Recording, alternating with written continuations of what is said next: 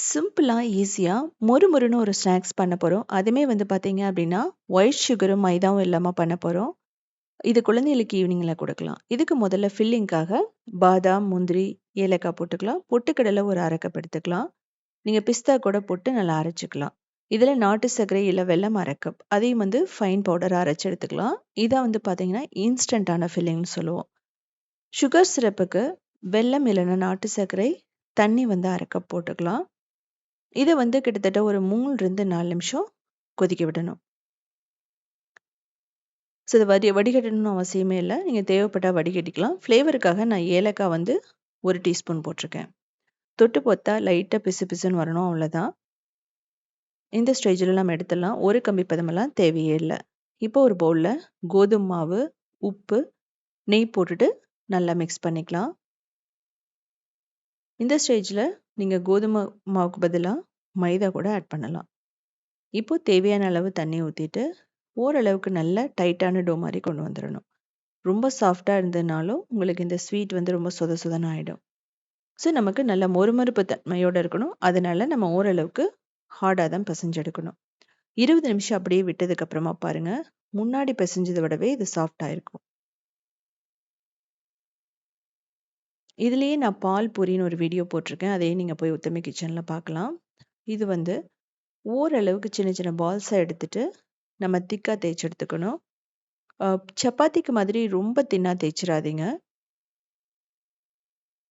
இது சின்னதாவும் நீங்க செய்யலாம். சின்ன சின்னதா கட் பண்ணியும் செய்யலாம். பட் நான் வந்து கொஞ்சம் பெருசா தான் செய்றேன். இது வந்து பார்த்தீங்க அப்டின்னா, மக்மல் பூரின்னு சொல்லுவாங்க. யூசுவலா மக்மல் பூரி அப்படிங்கிறது மைதா, அதுக்கப்புறமா சுகர் சிரப்ல பண்ணுவாங்க. இது வந்து ஹெல்தியா இருக்கணுங்கிறதுக்காக நான் கோதுமையில பண்ணியிருக்கேன். மத்தபடி உங்களுக்கு டேஸ்ட் எல்லாம் வந்து சுத்தமா மாறாது. ஸோ இது வந்து பார்த்தீங்கன்னா, நல்லா சூடான எண்ணெயில போட்டுட்டு, நல்லா கிரிஸ்பியா வர வரைக்கும் ஃப்ரை பண்ணணும். இது வந்து ரோல் பண்ணியும் பண்ணலாம். இல்ல அப்டின்னா, ஹாஃபா மடிச்சும் பண்ணலாம். ஃபில்லிங் அப்படிங்கிறது வந்து பார்த்தீங்கன்னா, நான் வந்து இன்ஸ்டன்டான ஃபில்லிங் வச்சிருக்கேன். நீங்க வந்து கோவாலாம் போட்டு கூட பண்ணலாம். இது பெரிய பேனா வச்சீங்க அப்டின்னா, நல்லா உப்பி வரும். ஸோ நான் சொன்ன மாதிரி சின்ன பூரியாவும் நீங்க போட்டு பண்ணலாம். மீடியம் சைஸ்ல. ஸோ அதுவுமே கூடிய சீக்கிரமா வீடியோ போடுறேன். ட்ரெடிஷனலா மைதாவையும், அதுக்கப்புறமா சுகர் சிரப்பையும் வச்சு.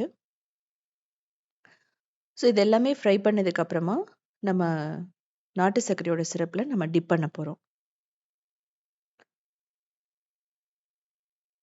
இது வந்து பார்த்தீங்கன்னா, ரொம்ப கோல்டன் ப்ரவுனா வரணும்னுலாம் அவசியமே இல்ல. லைட் ப்ரவுனா வந்தா போதும். ரொம்ப ஓவரா ஃப்ரை ஆயிடுச்சுனாலும் உங்களுக்கு அந்த ஃப்ளேவர் வந்து மாறும். ஸோ இது ஒண்ணு சாப்பிட்டாவே உங்களுக்கு வந்து நல்லா ஃபில்லிங்கா இருக்கும். இன்கேஸ் உங்களுக்கு ஃப்ரை பண்றது பிடிக்கல அப்படின்னா, அவன், அதுக்கப்புறம் ஏர் ஃப்ரையர், ஓடிஜி எதுல வேணாலும் இத பண்ணலாம். பேக் பண்ணி கூட நீங்க பண்ணலாம். அப்படி இல்ல அப்படின்னா, சின்ன சின்ன சப்பாத்திய போட்டுட்டு, அத வந்து சுகர் சிரப்ல டிப் பண்ணிட்டு, அதுக்கப்புறம் நீங்க ஃபில்லிங் வைக்கலாம். ரொம்ப சூப்பரா இருக்கும். ஸோ அது மாதிரி கூட பண்ணி பாருங்க. ஸோ இப்ப அந்த நாட்டு சர்க்கரையோட சிரப்ல நம்ம டிப் பண்ணிட்டோம். டிப் பண்ணிட்டு, எல்லா சிரப்பையும் வடிச்சதுக்கு அப்புறமா, நம்ம அந்த பொட்டுக்கடலையோட ஃபில்லிங்க நம்ம வச்சுட்டு க்ளோஸ் பண்ணிடுவோம். இவ்வளதான். இதுக்கு மேல பிஸ்தா தூவி, தேங்காய் தூவலாம். அதெல்லாம் ஆப்ஷனல் தான். ஸோ பாருங்க, எந்த அளவுக்கு கிரிஸ்பினஸ் இருக்குன்னு சொல்லிட்டு.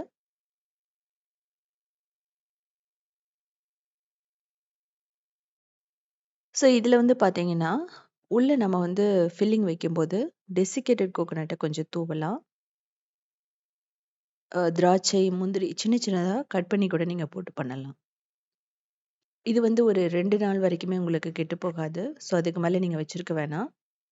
அப்படி வச்சிருக்கணும் அப்படின்னா, இந்த சிரப்ப வந்து நீங்க 1 ஸ்ட்ரிங் கன்சிஸ்டன்சிக்கு வந்து காய்ச்சிடணும். அப்படிங்கும்போது உங்களுக்கு அந்த கிரிஸ்பினஸ் இருக்கும். அப்ப கெட்டு போகாது.